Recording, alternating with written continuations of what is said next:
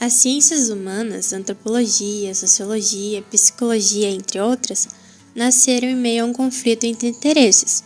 De um lado havia os burgueses e operários, e do outro colonizadores e colonizados.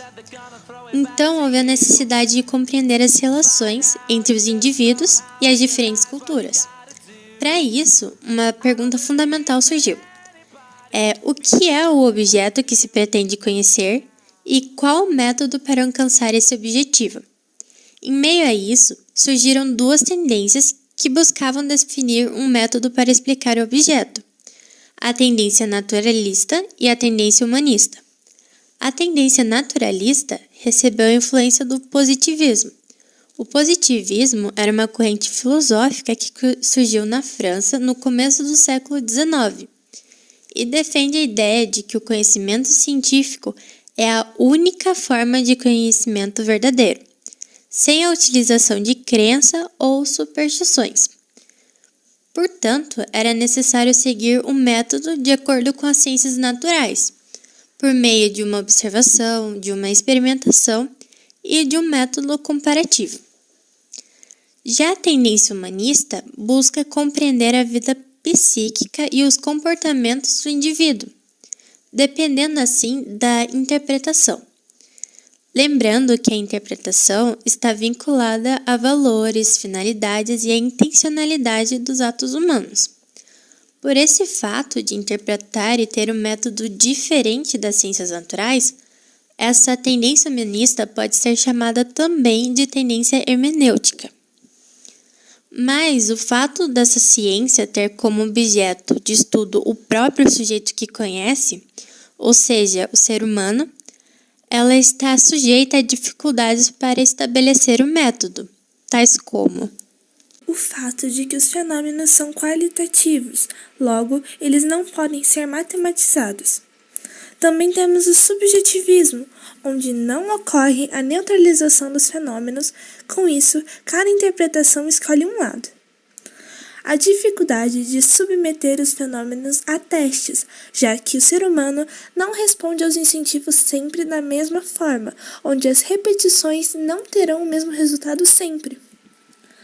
Não podemos também estabelecer previsões e nem generalizar, já que o indivíduo é livre para escolher.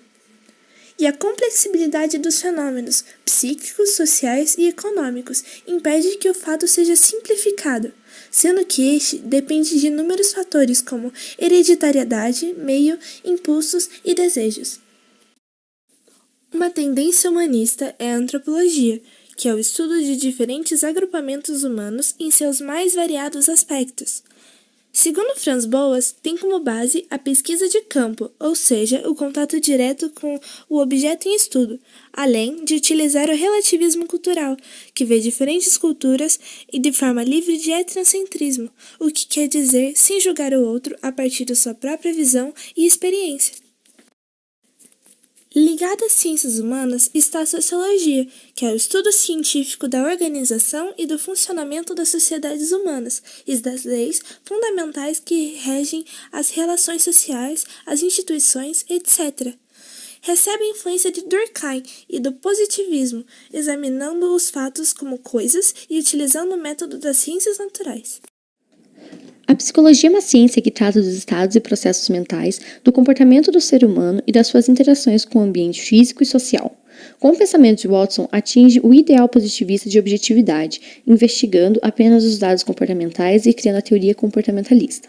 Essa teoria alcançou impulso com Frederick Skinner, com o condicionamento operante, onde a resposta é determinada por consequências e não por estímulos, como dizia Pavlov, e o condicionamento operante. Assim, de primeiro instante, houve uma quantificação na psicologia dentro da tendência naturalista. A tendência humanista na psicologia se deu na afirmação de que o objeto se apresenta como um inteiro e depois há uma percepção e uma interpretação de suas partes, com a psicologia da forma estudada pelos Gestalt. Dentro da tendência humanista há a psicanálise, o método terapêutico criado por Freud, que consiste fundamentalmente na interpretação dos conteúdos inconsistentes de palavras, ações e produções imaginárias de um indivíduo, com base nas associações livres e na transferência. Para Freud, se tratava de uma compreensão da natureza sexual da conduta humana e de toda e qualquer forma de gratificação ou busca do prazer. Além disso, para ele, o aparelho psíquico delimitava 3 instâncias. O id, que é o polo pulsional de personalidade, com conteúdos inconsistentes, inatos ou recalcados. O ego, que é o intermediário, adequa as pulsões às circunstâncias por meio da razão. E o superego, que é a internalização das proibições impostas pela educação. Sendo que a representação destes desejos poderia causar um perigoso estado de frustração no indivíduo. As ciências cognitivas, elas podem considerar-se como um conjunto de disciplinas que se uniram, não perdendo suas características específicas individuais, com o objetivo de investigar as questões do conhecimento, também chamadas de questões epistemológicas, como a inteligência artificial. Surgiu em 1940 e tem como hipótese de que talvez nós pensássemos como computador, ou que o computador pudesse vir a pensar como um ser humano.